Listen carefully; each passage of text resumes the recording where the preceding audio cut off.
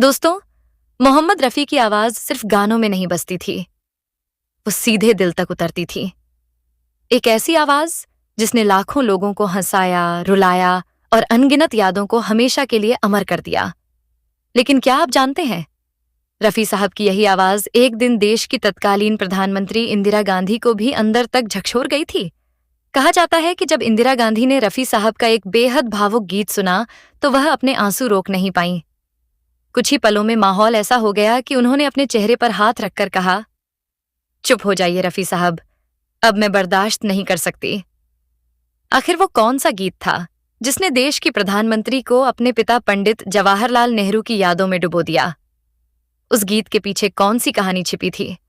और आखिर क्यों रफ़ी साहब की आवाज सुनकर इंदिरा गांधी भावुक होकर वहां से उठ गईं? आज की कहानी सिर्फ एक गाने की कहानी नहीं, बल्कि उस आवाज की ताकत की कहानी है जिसे सुनकर इतिहास की एक बेहद मजबूत शख्सियत की आंखों से भी आंसू निकल पड़े थे। तो दोस्तों, पूरी कहानी जानने के लिए वीडियो को आखिर तक जरूर देखिए, क्योंकि आगे जो किस्सा है वो मोहम्मद रफ़ी की आवाज के जादू का एक ऐसा अध्याय है जिसे सुनकर शायद आपकी आंखें भी नम हो जाएंगी। आइए आपको इस वीडियो के माध्यम से बताते हैं। हिंदी सिनेमा को गोमती के किनारे जैसी ऑल टाइम क्लासिक फिल्म देने वाले मशहूर बॉलीवुड डायरेक्टर सावन कुमार टॉक भारत के पहले प्रधानमंत्री पंडित जवाहरलाल नेहरू के बहुत बड़े फैन थे। वह उन्हें काफी पसंद किया करते थे।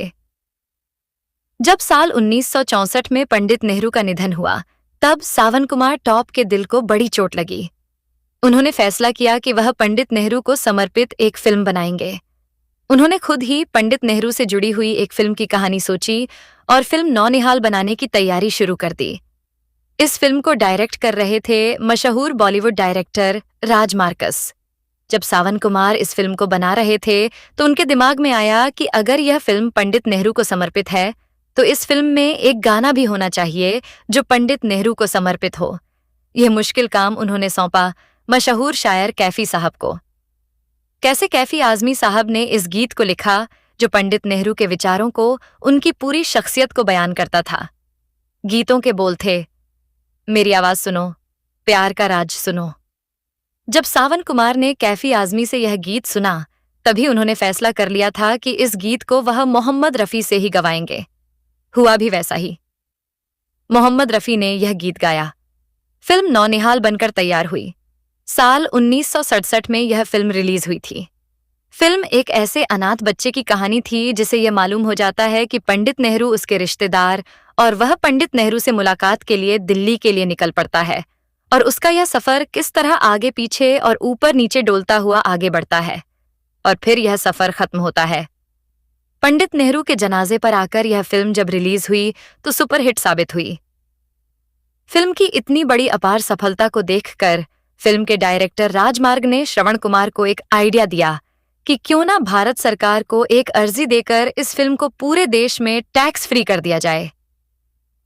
यह आइडिया तो काफी ज्यादा अच्छा था।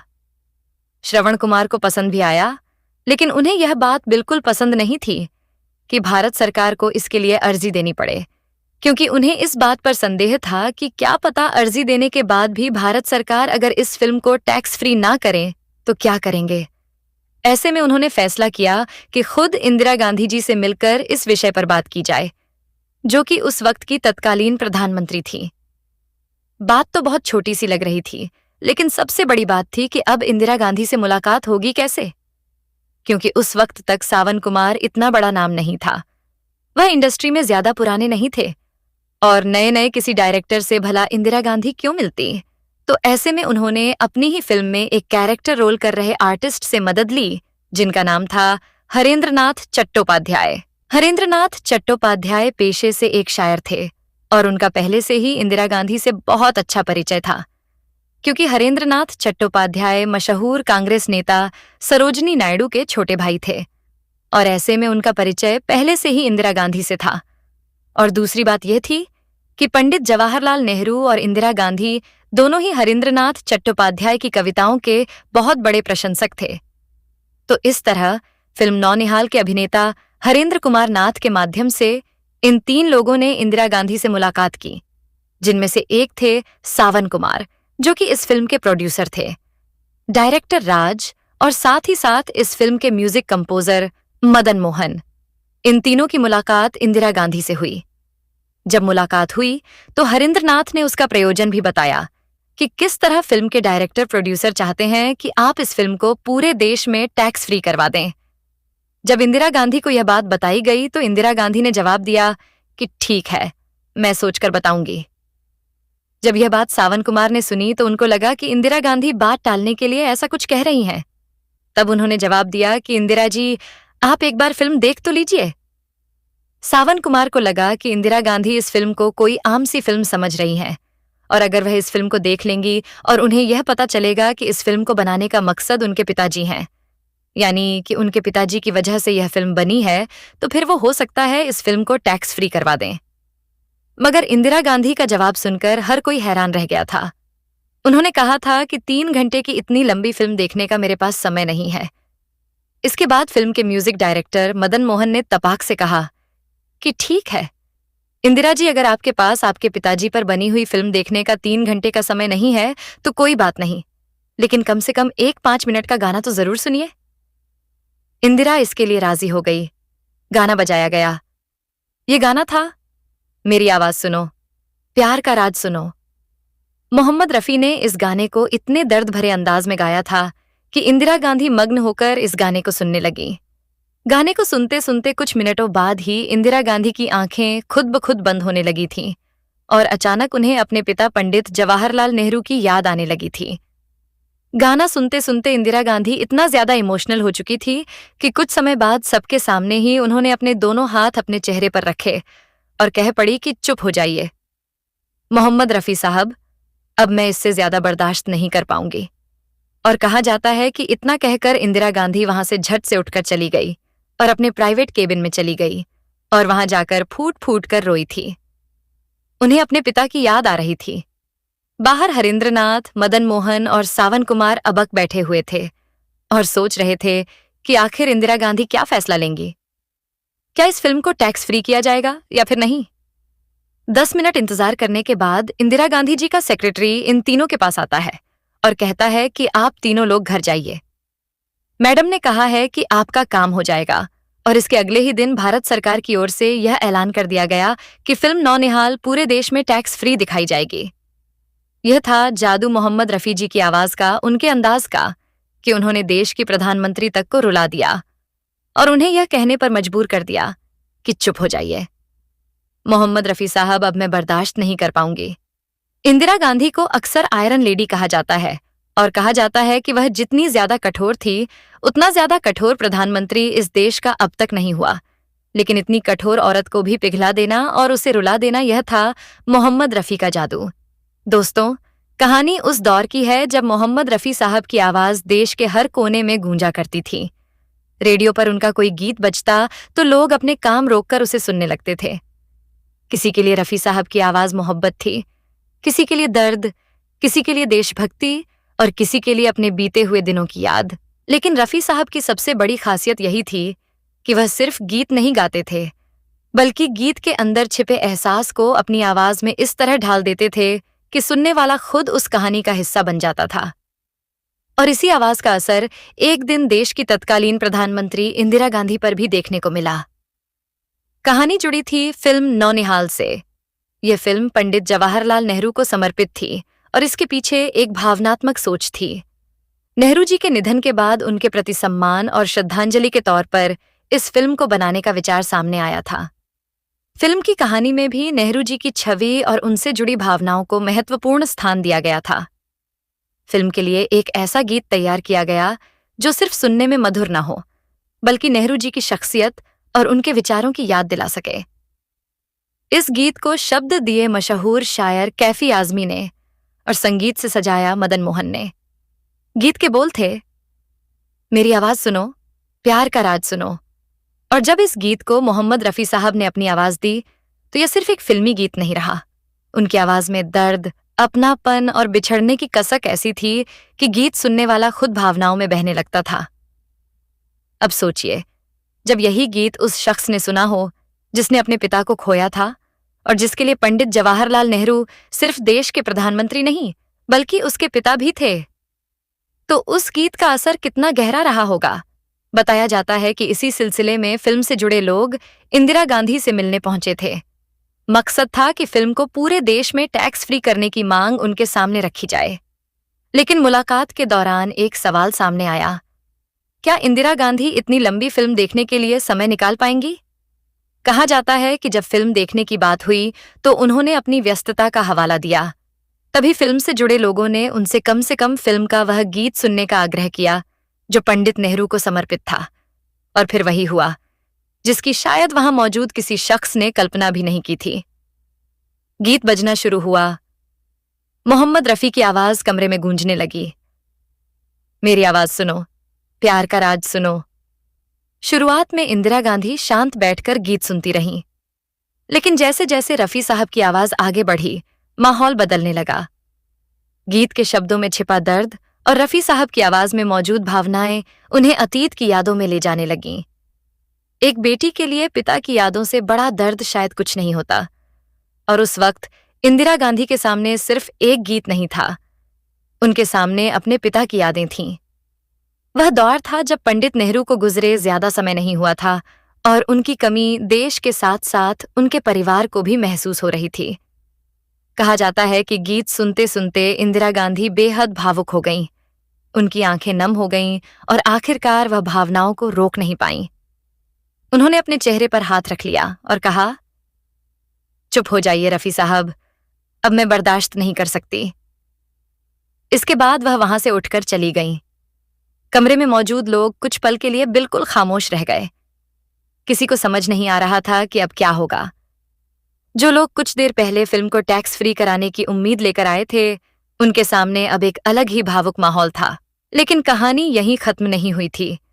अब सबसे बड़ा सवाल था, क्या इंदिरा गांधी फिल्म को टैक्स फ्री करने की अनुमति देंगी? कहा जाता है कि कुछ देर बाद उनका संदेश आया कि संबंधित लोगों को चिंता करने की जरूरत नहीं है और उनका काम हो जाएगा।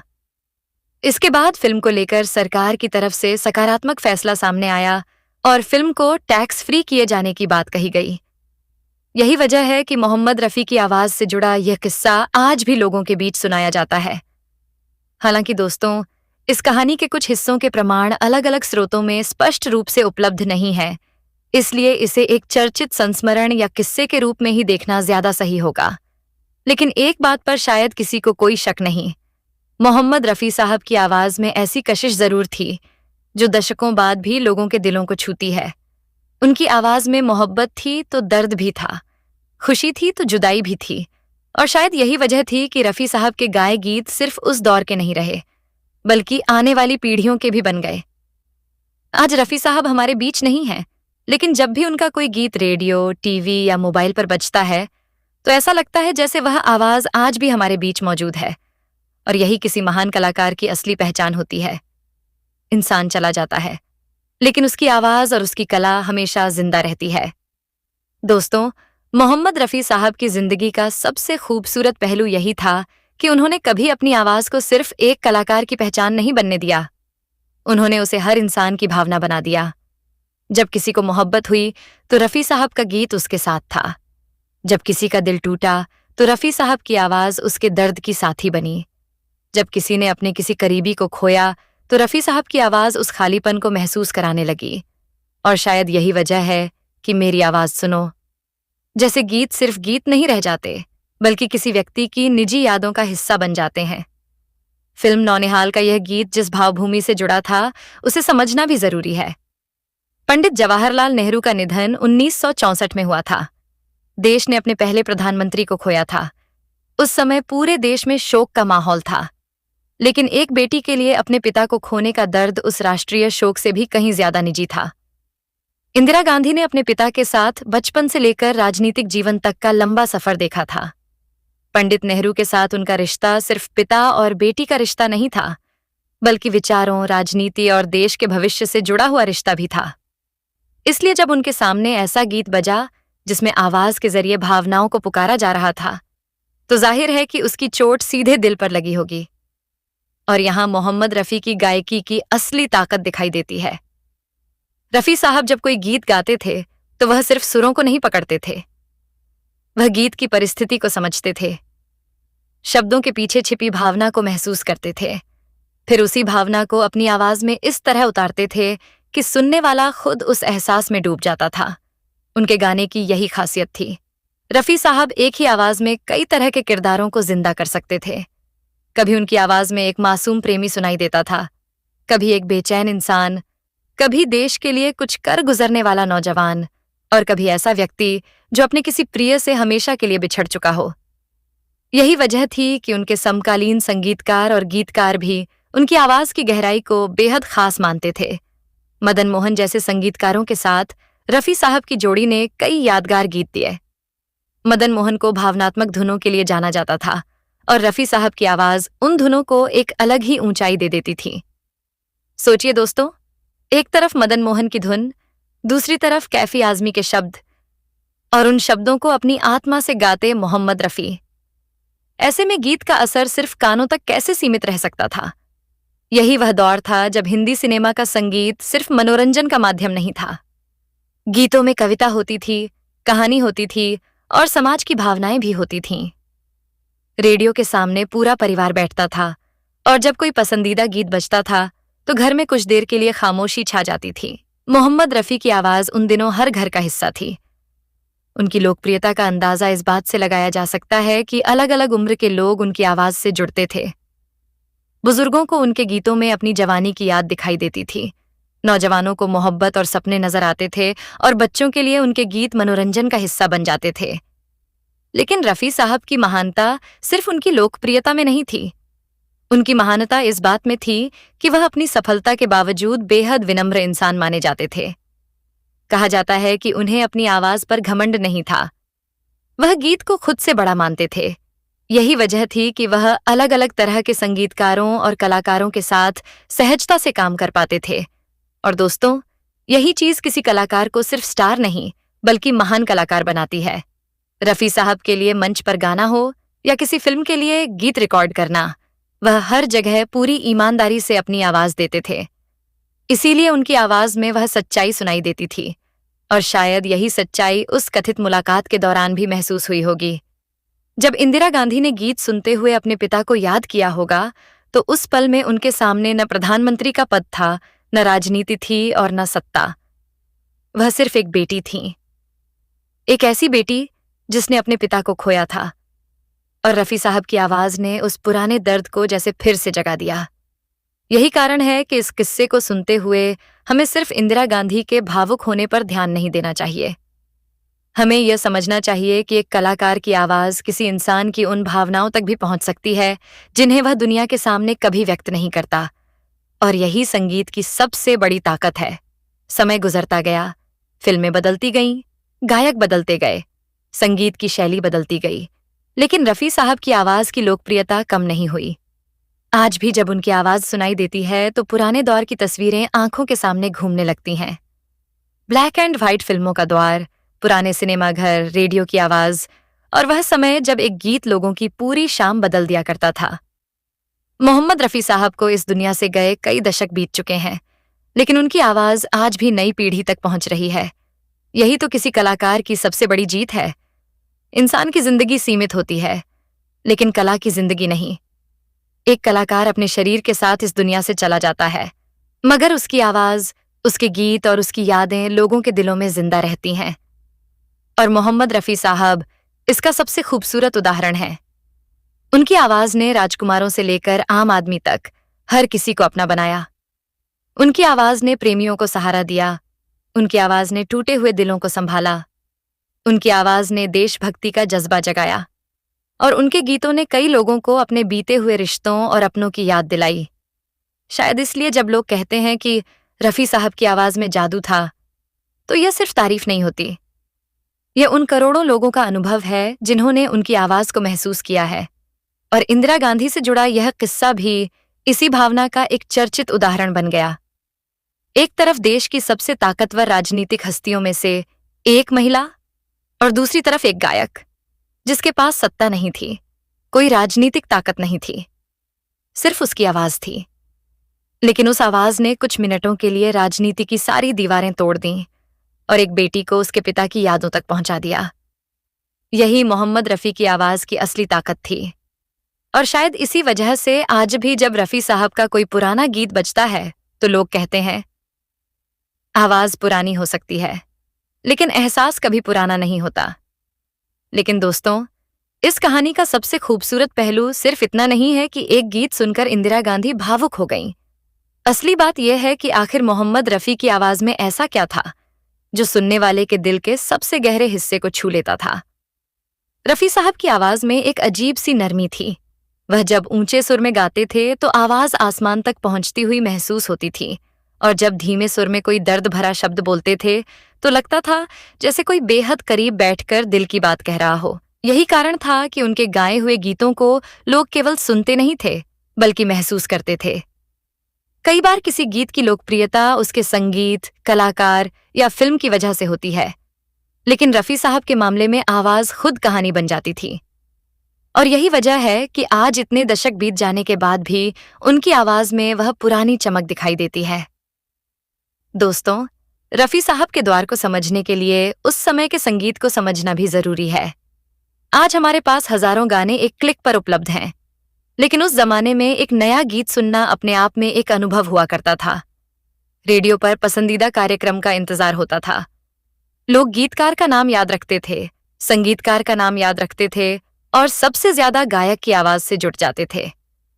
जब मोहम्मद रफी का नाम आता था तो श्रोता जानते थे कि अब कोई साधारण गीत नहीं आने वाला।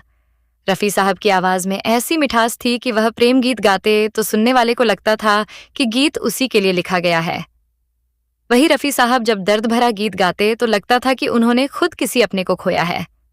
और जब देशभक्ति का गीत गाते तो उनकी आवाज में जोश ऐसा होता था कि सुनने वाले के भीतर देश के लिए कुछ करने की भावना पैदा हो जाती थी। यानी एक ही गायक, लेकिन आवाज के भीतर भावनाओं की पूरी दुनिया। इसीलिए उन्हें भारतीय सिनेमा के महानतम गायकों में गिना जाता है। अब वापस आते हैं उस गीत पर जिसने इंदिरा गांधी से जुड़ी इस कहानी को जन्म दिया। मेरी आवाज सुनो।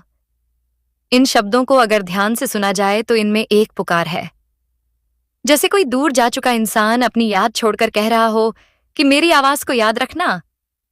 और जब इस गीत को रफी साहब ने अपनी आवाज दी तो उस पुकार में एक अलग ही दर्द पैदा हो गया। इंदिरा गांधी के लिए यह गीत सिर्फ एक फिल्म का हिस्सा नहीं था, यह उन्हें उस व्यक्ति की याद दिला रहा था जिसकी आवाज उनके जीवन का सबसे महत्वपूर्ण हिस्सा रही थी। पंडित जवाहरलाल नेहरू, एक पिता, एक नेता और स्वतंत्र भारत के पहले प्रधानमंत्री। इंदिरा गांधी ने अपने पिता को बहुत करीब से देखा था। उनके जीवन के संघर्ष, उनके राजनीतिक फैसले और देश के प्रति उनका समर्पण, इन सब का असर इंदिरा गांधी के व्यक्तित्व पर भी पड़ा था। इसलिए जब कोई गीत उन्हें उनके पिता की याद दिलाता होगा तो वह भावना कितनी गहरी रही होगी, इसका अंदाजा लगाना मुश्किल है। कहानी के मुताबिक गीत सुनते सुनते इंदिरा गांधी इतनी भावुक हो गईं कि उन्होंने रफी साहब से गीत बंद करने के लिए कहा, चुप हो जाइए रफी साहब, अब मैं बर्दाश्त नहीं कर सकती। इन शब्दों को सुनकर वहां मौजूद लोगों के लिए भी वह पल बेहद असहज और भावुक रहा होगा, क्योंकि कुछ ही मिनट पहले जो मुलाकात एक सरकारी अनुरोध के लिए शुरू हुई थी वह अचानक एक बेटी और पिता की यादों में बदल गई थी। और शायद यही संगीत की ताकत है। संगीत कभी कभी उन दरवाजों को खोल देता है जिन्हें इंसान वर्षों से बंद करके रखता है। एक पुरानी आवाज, एक पुराना शब्द, एक पुरानी धुन, और अचानक बीता हुआ पूरा दौर आंखों के सामने आ जाता है। कई लोगों के साथ ऐसा आज भी होता है। आप कोई पुराना गाना सुनते हैं और अचानक आपको अपना बचपन याद आ जाता है। किसी को अपने माता पिता याद आते हैं, किसी को अपना पहला प्यार याद आता है, किसी को कोई बिछड़ा हुआ दोस्त याद आता है और किसी को अपने जीवन का वह दौर याद आ जाता है जिसे वह पीछे छोड़ चुका होता है। रफी साहब की आवाज में यही क्षमता थी।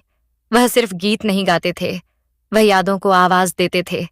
और शायद यही वजह है कि उनकी आवाज को सुनकर आज भी कई लोगों की आंखें नम हो जाती हैं।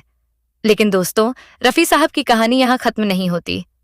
उनकी जिंदगी में ऐसे अनगिनत मौके आए जब उन्होंने अपनी गायकी से लोगों को हैरान किया। उन्होंने रोमांटिक गीत गाए, शास्त्रीय अंदाज के गीत गाए, कव्वाली गाई, भजन गाए, देशभक्ति के गीत गाए और यहाँ तक कि हास्य गीतों में भी अपनी अलग पहचान बनाई। उनकी आवाज किसी एक अभिनेता तक सीमित नहीं थी। वह अलग अलग अभिनेताओं के लिए अपनी गायकी का अंदाज बदल लेते थे। देव आनंद के लिए आवाज में अलग अंदाज, दिलीप कुमार के लिए अलग भाव, राजेंद्र कुमार के लिए अलग रोमांस, शम्मी कपूर के लिए जोश और शरारत, और भारत भूषण जैसे कलाकारों के लिए शास्त्रीय रंग। यही एक महान प्लेबैक सिंगर की पहचान होती है। वह खुद सामने नहीं आता, लेकिन पर्दे पर दिखाई देने वाले कलाकार के चेहरे को अपनी आवाज दे देता है। रफी साहब ने यह काम इतनी खूबसूरती से किया कि कई बार दर्शकों को लगता था कि अभिनेता खुद गा रहा है। यही कारण है कि फिल्मी दुनिया में उनकी मांग लगातार बनी रही, और जब कोई गायक इतने बड़े स्तर पर लोकप्रिय हो जाए, तब भी उसकी विनम्रता बरकरार रहना बहुत बड़ी बात होती है। रफी साहब के बारे में उनके साथ काम करने वाले लोग अक्सर उनकी सादगी का जिक्र करते रहे हैं। वह प्रसिद्धि के पीछे भागने वाले कलाकार नहीं थे। उनके लिए सबसे महत्वपूर्ण था गीत अच्छा हो, संगीत अच्छा हो, और उसे ईमानदारी से गाया जाए। शायद इसी वजह से उनकी आवाज में बनावट कम और भावना ज्यादा सुनाई देती है, और यही बात हमें उस चर्चित इंदिरा गांधी वाले किस्से में भी दिखाई देती है। अगर इस कहानी को सिर्फ एक राजनीतिक घटना के रूप में देखें तो शायद इसकी अहमियत ज्यादा नहीं लगेगी, लेकिन अगर इसे एक कलाकार और एक श्रोता के बीच के रिश्ते के रूप में देखें तो यह कहानी बेहद खास बन जाती है। एक तरफ गायक अपनी पूरी भावना से गीत गा रहा था, दूसरी तरफ एक श्रोता उस गीत में अपने जीवन की सबसे बड़ी याद को महसूस कर रही थी, और कुछ ही मिनटों में गीत दोनों के बीच एक भावनात्मक पुल बन गया। यही वजह है कि रफी साहब के गीत आज भी सिर्फ पुराने गीत नहीं कहलाते। उन्हें सदाबहार गीत कहा जाता है, क्योंकि समय बदल सकता है, तकनीक बदल सकती है, संगीत की शैली बदल सकती है, लेकिन इंसान की भावनाएं नहीं बदलती। मोहब्बत आज भी वही है, जुदाई का दर्द आज भी वही है, माँ बाप की याद आज भी वही है, देश के प्रति सम्मान आज भी वही है, और इन्हीं भावनाओं को रफी साहब ने अपनी आवाज में अमर कर दिया। आज उनकी आवाज सुनने वाली नई पीढ़ी शायद उस दौर में पैदा भी नहीं हुई थी। फिर भी जब कोई बच्चा, कोई नौजवान या कोई बुजुर्ग रफी साहब का गीत सुनता है तो उसे उसमें कुछ अपना जरूर मिल जाता है। यही किसी कलाकार की सबसे बड़ी उपलब्धि है, उसकी कला उसके समय की सीमाओं को पार कर जाए, और मोहम्मद रफी साहब ने यह कर दिखाया। वह एक दौर के गायक नहीं थे, वह कई पीढ़ियों की आवाज बन गए, और शायद इसीलिए उनके जाने के दशकों बाद भी लोग उन्हें भूल नहीं पाए। उनकी आवाज आज भी रेडियो पर सुनाई देती है, आज भी फिल्मों के पुराने गानों की प्लेलिस्ट में सुनाई देती है, आज भी शादी ब्याह में बजती है, आज भी अकेलेपन में लोग उसे सुनते हैं। और आज भी जब कोई उनके गीत को सुनकर भावुक होता है तो यही साबित होता है कि रफी साहब सचमुच सिर्फ गायक नहीं थे, वह भावनाओं के कलाकार थे। और दोस्तों, इंदिरा गांधी से जुड़ा यह चर्चित किस्सा इसी बात की याद दिलाता है कि एक सच्ची आवाज के सामने इंसान की भावनाएं कितनी मजबूत होकर भी कमजोर पड़ सकती हैं। सत्ता कितनी भी बड़ी हो, पद कितना भी ऊंचा हो, इंसान के भीतर छिपी यादें उससे कहीं ज्यादा ताकतवर होती हैं, और कभी-कभी उन यादों को जगाने के लिए सिर्फ एक आवाज काफी होती है। मोहम्मद रफी की आवाज, एक ऐसी आवाज जो आज भी सुनाई देती है तो लगता है जैसे वक्त कुछ पलों के लिए पीछे लौट गया हो। और दोस्तों, मोहम्मद रफी साहब की यही खासियत उन्हें बाकी गायकों से अलग बनाती थी। उन्होंने सिर्फ सुरों को नहीं साधा, बल्कि शब्दों के पीछे छिपे दर्द और भावनाओं को भी अपनी आवाज में उतारा। यही कारण है कि जब उनकी आवाज किसी गीत में सुनाई देती थी तो पर्दे पर मौजूद कलाकार के चेहरे से ज्यादा कहानी रफी साहब की आवाज कहती हुई महसूस होती थी।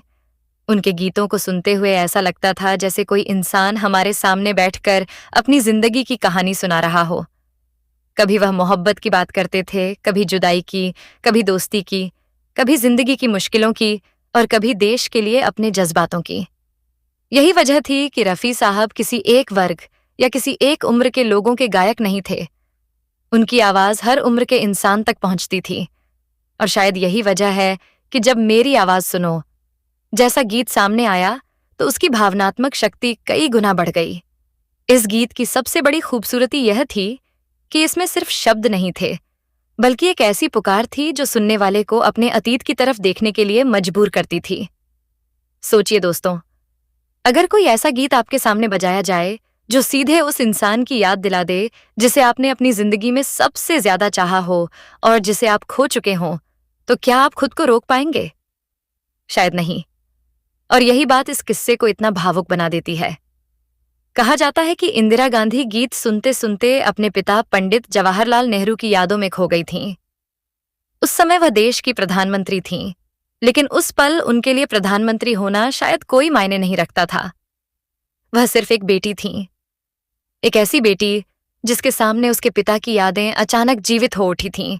और फिर रफी साहब की आवाज में वह दर्द, उनके गाने का वह अंदाज, गीत के शब्द और सामने बैठी इंदिरा गांधी की भावनाएं, इन सब ने मिलकर माहौल को बेहद भावुक बना दिया।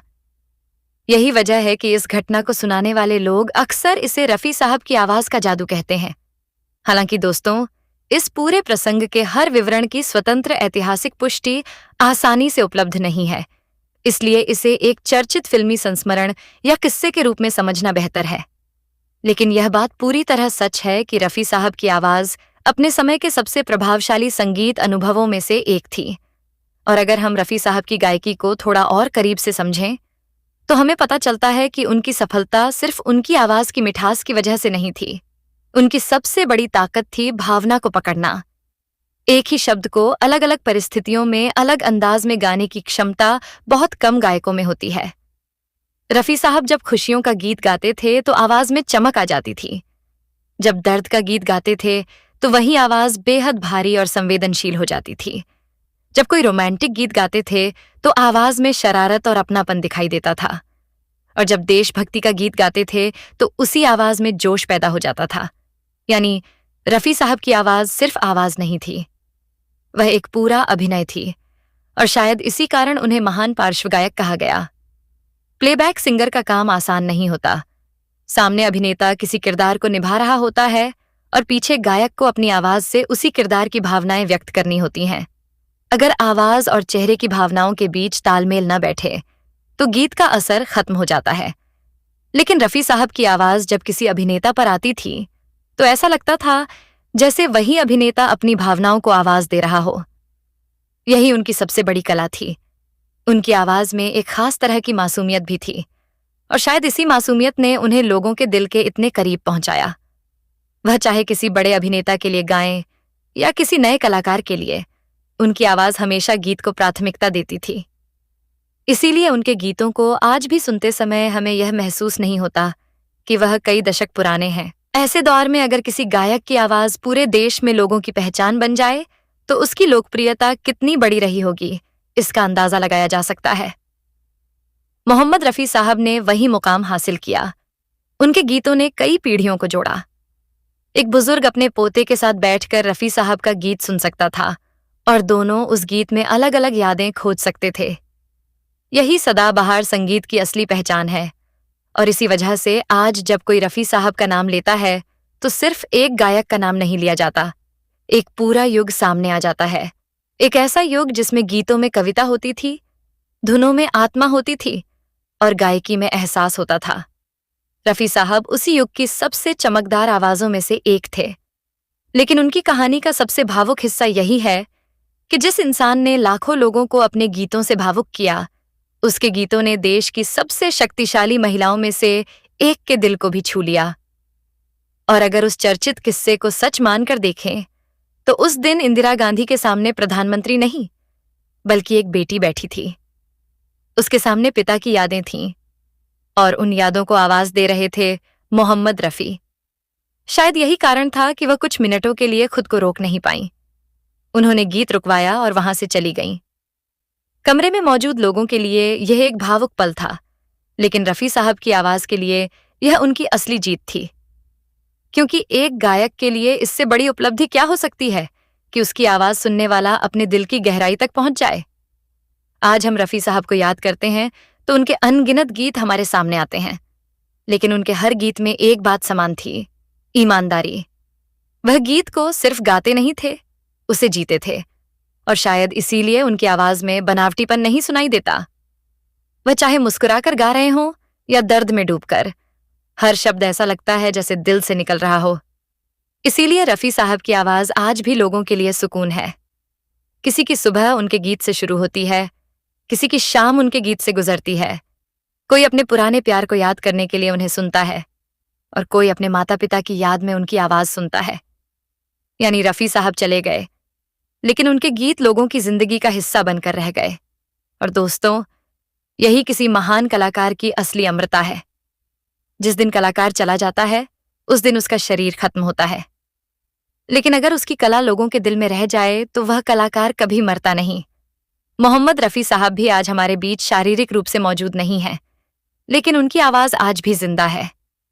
वह हर उस रेडियो में जिंदा है जहां उनका गीत बजता है, हर उस मोबाइल में जिंदा है जहां उनकी प्लेलिस्ट चलती है, हर उस इंसान की याद में जिंदा है जिसने कभी उनका गीत सुनकर अपने किसी खास इंसान को याद किया था। और शायद इसीलिए जब भी उनकी आवाज सुनाई देती है, दिल के अंदर से एक ही बात निकलती है, रफी साहब, आपकी आवाज आज भी हमारे दिलों में जिंदा है। लेकिन दोस्तों, मोहम्मद रफी साहब की कहानी को सिर्फ एक गायक की सफलता की कहानी समझना उनके साथ नाइंसाफी होगी। रफी साहब की आवाज ने जिस दौर को देखा था, वह हिंदी सिनेमा के इतिहास का बेहद खास दौर था। उस समय गीत सिर्फ फिल्मों के बीच का हिस्सा नहीं होते थे, बल्कि कई बार वही गीत फिल्म की पहचान बन जाते थे। लोग फिल्म का नाम भूल जाते थे, लेकिन गाना याद रखते थे। और जब वह गाना रफी साहब की आवाज में होता था, तो उसकी उम्र जैसे और बढ़ जाती थी। आज भी आप किसी पुराने गीत को सुनिए, हो सकता है उस फिल्म को आपने कभी पूरा न देखा हो, लेकिन रफी साहब की आवाज सुनते ही आपको गीत के शब्द याद आने लगेंगे। यही उनकी गायकी की ताकत थी। उनकी आवाज में एक ऐसी मिठास थी जो सीधे कानों से होकर दिल तक पहुंचती थी। लेकिन सिर्फ मिठास ही नहीं थी, उस आवाज में दर्द भी था, गहराई भी थी, शरारत भी थी, मासूमियत भी थी, और जरूरत पड़ने पर तूफान जैसा जोश भी था। इसीलिए उन्हें किसी एक तरह के गीत तक सीमित नहीं किया जा सकता। और यही बात उस चर्चित इंदिरा गांधी वाले किस्से को भी खास बनाती है। कहानी में जिस गीत का जिक्र आता है, वह पंडित जवाहरलाल नेहरू की स्मृति से जुड़ा हुआ था, इसलिए उसका भाव सामान्य फिल्मी गीतों से अलग था। उसमें एक तरह की विदाई थी, एक तरह की पुकार थी, और एक ऐसा भाव था जो किसी अपने के बिछड़ने की याद दिलाता था। जब कैफी आजमी के शब्दों को मदन मोहन की धुन मिली और रफी साहब की आवाज ने उसे अपना रूप दिया, तो गीत में भावनाओं की कई परतें जुड़ गईं। एक तरफ शब्द थे, दूसरी तरफ संगीत, और तीसरी तरफ रफी साहब की आवाज। इन तीनों के मेल ने गीत को यादगार बना दिया। अब जरा उस पल की कल्पना कीजिए जब यह गीत इंदिरा गांधी के सामने बजाया गया होगा। कमरे में शायद ज्यादा लोग नहीं थे, सामने देश की प्रधानमंत्री थीं। बात फिल्म को लेकर शुरू हुई थी, उम्मीद एक सरकारी फैसले की थी, लेकिन अचानक माहौल पूरी तरह बदल गया। गीत की आवाज कमरे में गूंजने लगी, और धीरे धीरे राजनीतिक चर्चा पीछे छूट गई। सामने सिर्फ एक बेटी और उसके पिता की यादें रह गईं। कहा जाता है कि इंदिरा गांधी की आंखें नम हो गईं और उन्होंने अपने चेहरे पर हाथ रख लिया। रफी साहब की आवाज लगातार उनके दिल पर असर कर रही थी, और फिर वह भावुक होकर कह बैठीं, चुप हो जाइए रफी साहब, अब मैं बर्दाश्त नहीं कर सकती। ये एक वाक्य था, लेकिन इसके पीछे भावनाओं का पूरा संसार छिपा था। किसी के लिए यह सिर्फ एक फिल्मी किस्सा हो सकता है, लेकिन एक कलाकार के नजरिए से देखें तो यह उसकी कला की सबसे बड़ी ताकत का उदाहरण है। क्योंकि कलाकार का काम सिर्फ मनोरंजन करना नहीं होता। कभी कभी कलाकार किसी ऐसी भावना को आवाज देता है जिसे इंसान खुद शब्दों में व्यक्त नहीं कर पाता। रफी साहब यही करते थे। वह उन भावनाओं को आवाज देते थे जिन्हें लोग अपने अंदर छिपा कर रखते थे। शायद इसलिए उनके गीतों में सुनने वाले को अपना जीवन दिखाई देता था। किसी को अपना पहला प्यार याद आता था, किसी को अपनी माँ की याद आती थी, किसी को पिता की, किसी को कोई पुराना दोस्त याद आता था, और किसी को वह इंसान याद आता था जो कभी जिंदगी में बहुत करीब था, लेकिन वक्त के साथ दूर चला गया। रफी साहब की आवाज इन सभी यादों को छूने की क्षमता रखती थी। यही वजह है कि उनका संगीत सिर्फ एक दौर तक सीमित नहीं रहा। समय बदलता गया, नई पीढ़ियां आती गईं, संगीत के साधन बदल गए, गाने रिकॉर्ड करने का तरीका बदल गया, लेकिन रफी साहब की आवाज की लोकप्रियता बनी रही।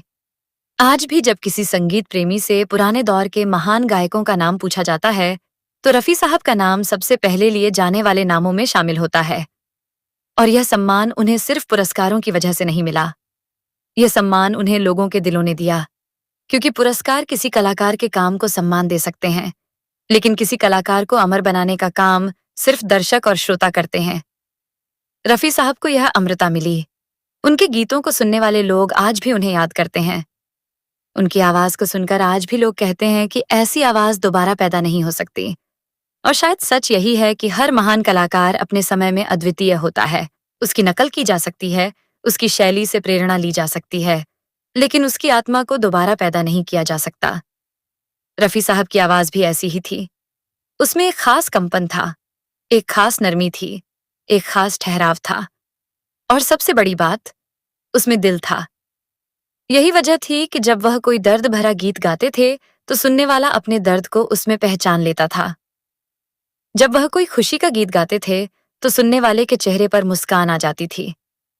जब वह कोई देशभक्ति का गीत गाते थे तो दिल में गर्व की भावना पैदा होती थी।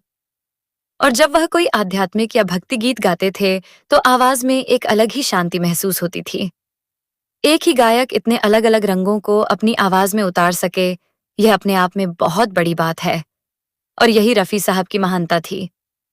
दोस्तों, आज के समय में हम संगीत को कुछ सेकंड में बदल देते हैं। पसंद नहीं आया तो अगला गीत चला दिया। लेकिन पुराने दौर में एक गीत से रिश्ता बनाया जाता था। लोग गीत के बोल लिखते थे, रिकॉर्ड खरीदते थे, रेडियो पर आने का इंतजार करते थे, और जब गीत पसंद आता था तो उसे बार बार सुनते थे। रफी साहब के गीतों के साथ भी लोगों का ऐसा ही रिश्ता बना। उनकी आवाज लोगों की रोजमर्रा की जिंदगी में शामिल हो गई।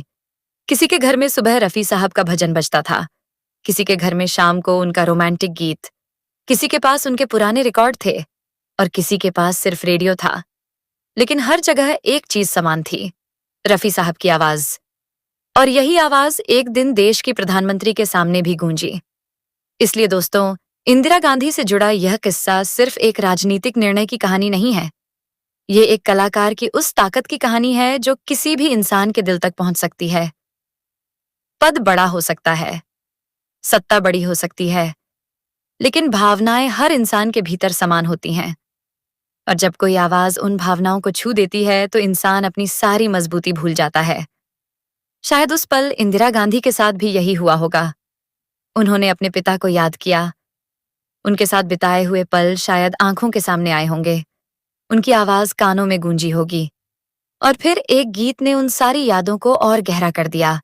इसलिए वह गीत उनके लिए सिर्फ 5 मिनट का गीत नहीं था, वह उनके अतीत की एक पूरी यात्रा बन गया था।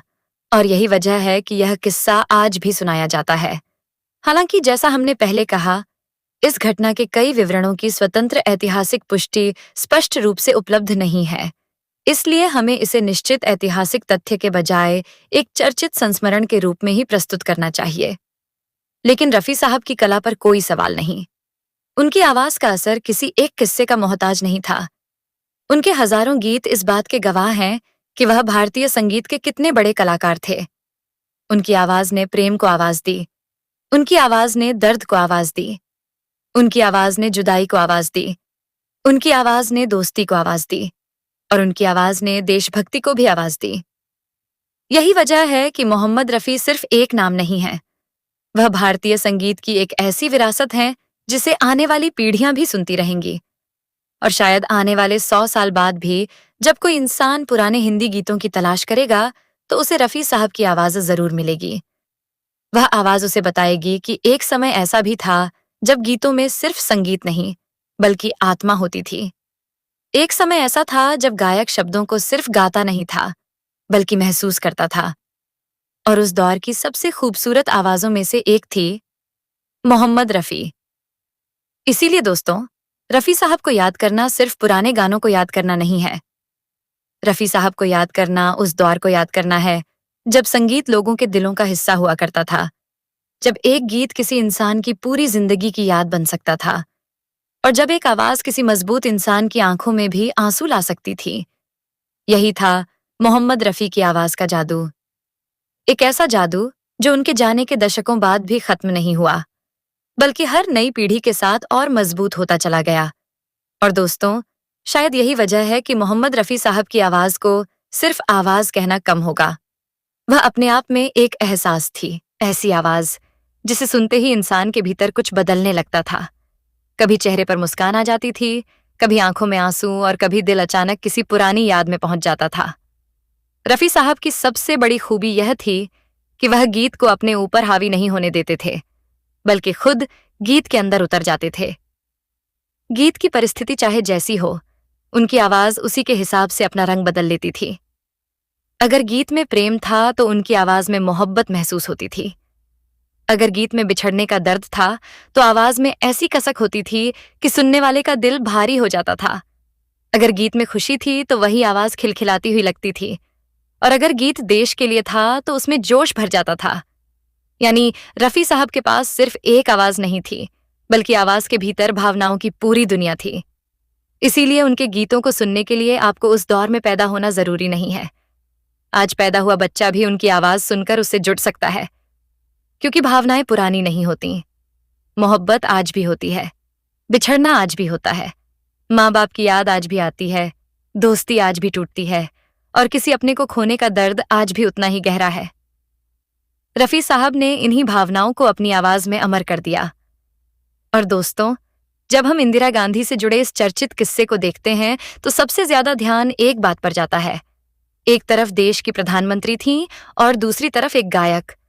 लेकिन उस कमरे में उस समय न कोई प्रधानमंत्री था और न कोई प्रसिद्ध गायक।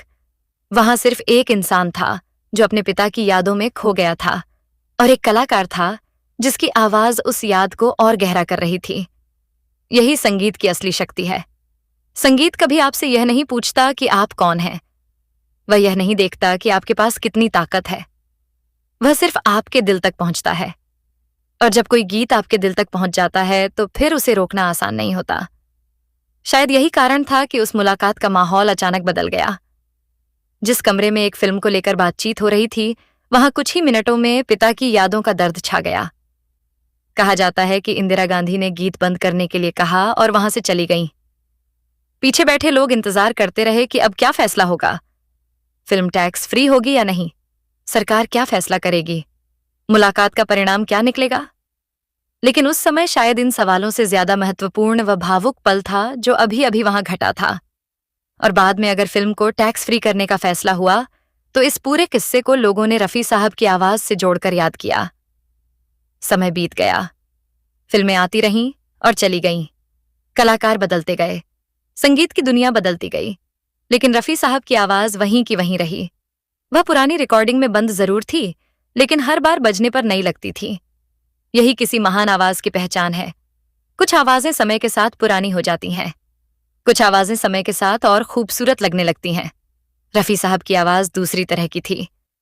आज जब कोई उनका गीत सुनता है तो उसे सिर्फ एक पुराने जमाने का गाना नहीं सुनाई देता, उसे एक कहानी सुनाई देती है, उसे एक दौर दिखाई देता है, उसे किसी फिल्म का किरदार याद आता है, और कई बार उसे अपनी जिंदगी का कोई हिस्सा भी याद आ जाता है।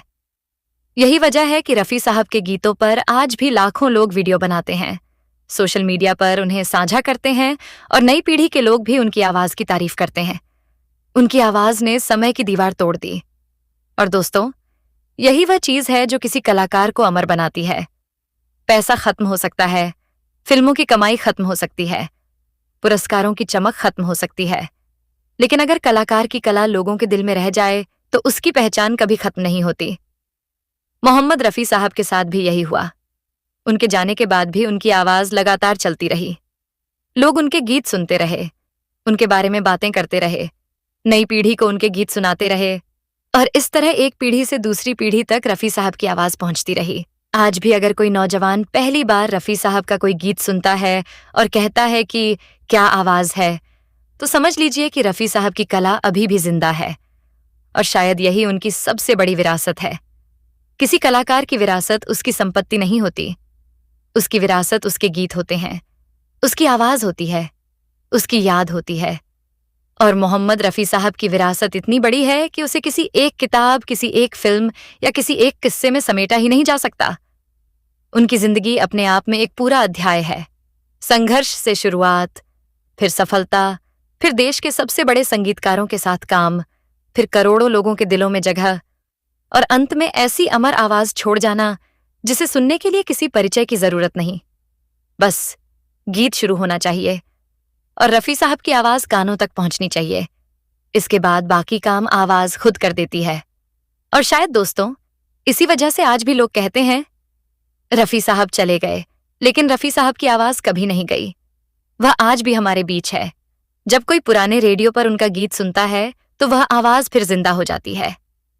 जब कोई शादी में उनका गीत बजाता है तो वह आवाज फिर जिंदा हो जाती है।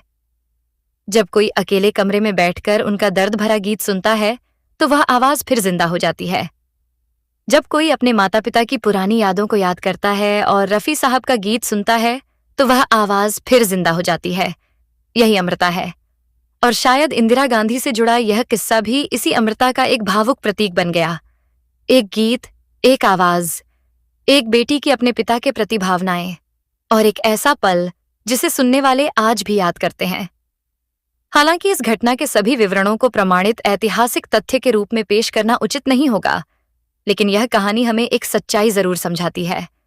संगीत इंसान के दिल तक पहुंचने की ताकत रखता है और मोहम्मद रफी साहब इस ताकत के सबसे खूबसूरत उदाहरणों में से एक थे। उन्होंने अपने जीवन में हजारों गीत गाए, लेकिन उनके हर गीत में एक चीज समान रही, दिल से गाने की ईमानदारी। शायद यही वजह है कि जब उनकी आवाज सुनाई देती है तो दिल कहता है, थोड़ा रुक जाओ, इस आवाज को सुन लो, क्योंकि ऐसी आवाज बार बार पैदा नहीं होती। और दोस्तों, मोहम्मद रफी साहब के जीवन की यही सबसे बड़ी कहानी है। वह सिर्फ गायक नहीं थे, वह उन लोगों की आवाज थे जो अपने दिल की बात कह नहीं पाते थे। वह उन प्रेमियों की आवाज थे जो अपने जज्बात शब्दों में नहीं बता पाते थे। वह उन लोगों की आवाज थे जिन्होंने किसी अपने को खोया था। और वह उन करोड़ों श्रोताओं की आवाज थे जिन्होंने उनकी गायकी में अपने जीवन की कोई ना कोई कहानी खोज ली थी। इसलिए रफी साहब को याद करना सिर्फ पुराने गानों को याद करना नहीं है। रफी साहब को याद करना अपने अतीत की उन खूबसूरत यादों को याद करना है जो समय बीतने के बाद भी हमारे भीतर कहीं न कहीं जिंदा रहती हैं। और शायद यही वजह है कि आज भी जब रफी साहब की आवाज सुनाई देती है तो आंखें बंद करने का मन करता है और कुछ पल के लिए दुनिया की सारी आवाजों को बंद करके सिर्फ उन्हें सुनने का मन करता है। क्योंकि उनकी आवाज में एक सुकून था, एक अपनापन था, एक दर्द था और सबसे बढ़कर एक सच्चाई थी। यही सच्चाई उनकी आवाज को आज भी अमर बनाए हुए है। मोहम्मद रफी साहब इस दुनिया में नहीं हैं, लेकिन उनकी आवाज आज भी करोड़ों दिलों में सांस ले रही है। और जब तक कोई इंसान उनका गीत सुनकर मुस्कुराता रहेगा, जब तक कोई उनकी आवाज सुनकर अपनी पुरानी यादों में खोता रहेगा, जब तक किसी की आंखें उनका दर्द भरा गीत सुनकर नम होती रहेंगी, तब तक मोहम्मद रफी साहब हमारे बीच जिंदा रहेंगे। क्योंकि महान कलाकार जाते नहीं हैं दोस्तों, वह अपनी कला में हमेशा के लिए अमर हो जाते हैं। और दोस्तों, रफी साहब की आवाज की सबसे बड़ी खासियत यही थी कि उसमें किसी एक भावना का रंग नहीं था। उसमें इंसानी जिंदगी के लगभग हर रंग की जगह थी। यही वजह है कि वह जिस भी गीत को अपनी आवाज देते, उसमें एक अलग जान आ जाती थी। कभी उनकी आवाज सुनकर लगता था जैसे कोई आशिक अपने दिल की बात कह रहा हो, कभी लगता था जैसे कोई माँ अपने बच्चे को दुआ दे रही हो, कभी लगता था जैसे कोई बिछड़ा हुआ इंसान अपने पुराने साथी को पुकार रहा हो, और कभी उनकी आवाज में ऐसा दर्द होता था कि सुनने वाला बिना अपनी कहानी जाने भी उस दर्द को महसूस करने लगता था। इसीलिए रफी साहब के गीतों की उम्र कभी खत्म नहीं हुई। दशक गुजर गए, लेकिन उनकी आवाज की चमक कम नहीं हुई। बल्कि एक दिलचस्प बात यह है कि समय बीतने के साथ उनके गीतों का महत्व और बढ़ता गया। क्यों? क्योंकि नई पीढ़ी ने जब पुराने संगीत को दोबारा सुनना शुरू किया तो उन्हें पता चला कि उस दौर में गीत सिर्फ धुन और आवाज का मेल नहीं थे। उनमें कविता थी, साहित्य था, भावनाएं थीं और सबसे महत्वपूर्ण एक कहानी थी। और उस कहानी को अपनी आवाज देने वालों में मोहम्मद रफी सबसे अलग दिखाई देते थे। अब जरा उस दौर की कल्पना कीजिए। देश अभी आजादी के बाद अपने नए रास्ते तलाश रहा था, समाज बदल रहा था, सिनेमा बदल रहा था, लोगों की पसंद बदल रही थी, और इसी बदलते दौर में हिंदी फिल्म संगीत एक नई पहचान बना रहा था। इसी समय रफी साहब की आवाज घर घर पहुंच रही थी। रेडियो पर जब उनका गीत बजता था तो लोग पहचान जाते थे कि यह आवाज किसकी है। यही पहचान किसी भी गायक के लिए सबसे बड़ी उपलब्धि होती है, क्योंकि जब किसी आवाज को सुनते ही बिना नाम बताए गायक का नाम याद आ जाए, तब समझिए कि वह आवाज लोगों के दिल में जगह बना चुकी है। रफी साहब ने यही मुकाम हासिल किया था। उनकी आवाज की एक और खासियत थी, उसमें उम्र की कोई सीमा नहीं थी। वह जवान किरदार के लिए गा सकते थे तो गंभीर किरदार के लिए भी। वह शरारती गीत गा सकते थे तो बेहद भावुक गीत भी। उनकी आवाज में ऐसा लचीलापन था कि संगीतकार उन्हें अलग अलग परिस्थितियों में इस्तेमाल कर सकते थे। और शायद इसी वजह से इतने बड़े बड़े संगीतकारों ने उनके साथ काम किया।